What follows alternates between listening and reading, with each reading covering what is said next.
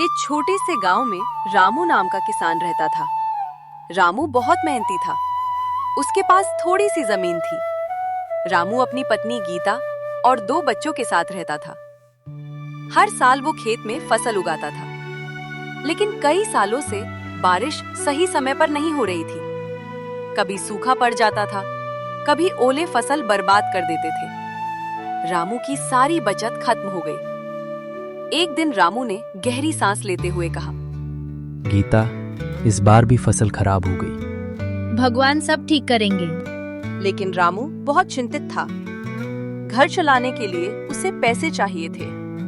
मजबूरी में वह गांव के साहूकार लाला सेठ के पास गया। लाला सेठ अपने बड़े मकान में बैठा था। सेठ जी, मुझे कुछ पैसे चाहिए। कितने पैसे चाहिए? 50,000 रुपए। लाला सेठ सुस्कुराया। पैसे मिल जाएंगे, लेकिन ब्याज बहुत होगा। रामू मजबूर था। उसने कर्ज ले लिया। अब उसने नए बीज खरीदे, खेत तैयार किया, दिन रात मेहनत की। उसे उम्मीद थी कि इस बार फसल अच्छी होगी, लेकिन किस्मत फिर साथ नहीं दे रही थी। अचानक तेज आंधी और बारिश आ गई। पूरी फसल जमीन पर गिर गई। रामू की आंखों में आंसू आ गए। कुछ महीनों बाद लाला सेठ रामू के घर पहुंचा। रामू, मेरा पैसा कब लौटाओगे? सेठ जी, थोड़ा समय और दे दीजिए। समय खत्म हो गया है। रामू परेशान हो गया। अब कर्ज बढ़कर 60,000 से ज्यादा हो गया था। रात को वह सो नहीं पाता था। उसकी पत्नी भी चिंता में रहने लगी। बच्चे अपने पिता का दुख देखकर उदास रहते थे। एक दिन चिंटू बोला, बाबा, आप इतना परेशान क्यों रहते हो? रामू ने बेटे को गले लगा लिया, लेकिन कुछ नहीं बोला। एक दिन गांव में कृषि अधिकारी आए। उन्होंने किसानों की बैठक बुलाई। रामू भी वहां पहुंचा। अधिकारी ने बताया, नई खेती की तकनीक से पैदावार बढ़ सकती है। उन्होंने किसानों को सरकारी योजनाओं के बारे में भी बताया।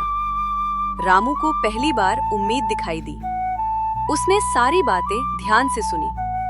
बैठक के बाद उसने अधिकारी से बात की। क्या मेरी मदद हो सकती है?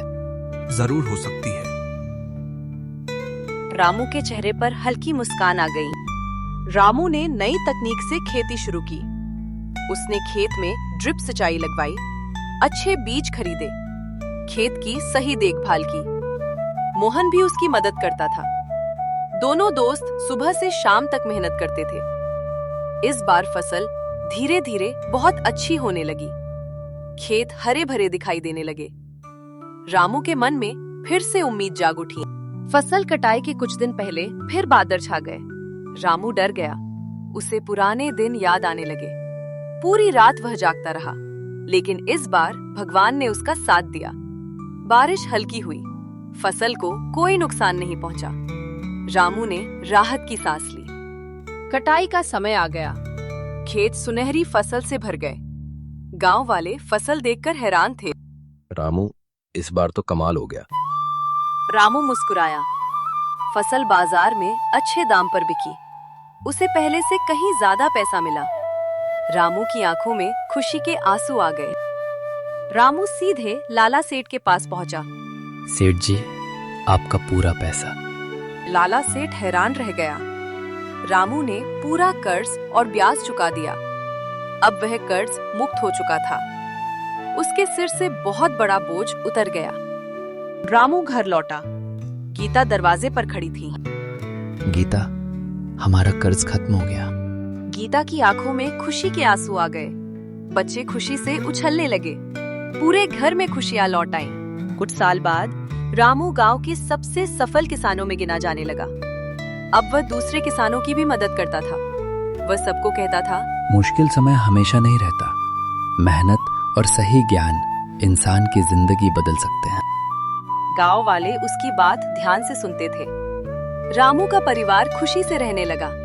अब उसके घर में कभी भूख नहीं रहती थी। बच्चे पढ़ाई करने लगे। गीता गर्व से अपने पति को देखती थी और रामू हर सुबह अपने खेतों को देखकर मुस्कुराता था। हमें इस कहानी से सीख मिलती है, किसी भी कठिन परिस्थिति में हार नहीं माननी चाहिए। मेहनत, धैर्य और सही मार्गदर्शन से सबसे बड़ा कर्ज और सबसे बड़ी समस्या भी खत्म की जा सकती है। वीडियो पसंद आया तो वीडियो को लाइक कर दीजिए, चैनल को सब्सक्राइब कर दीजिए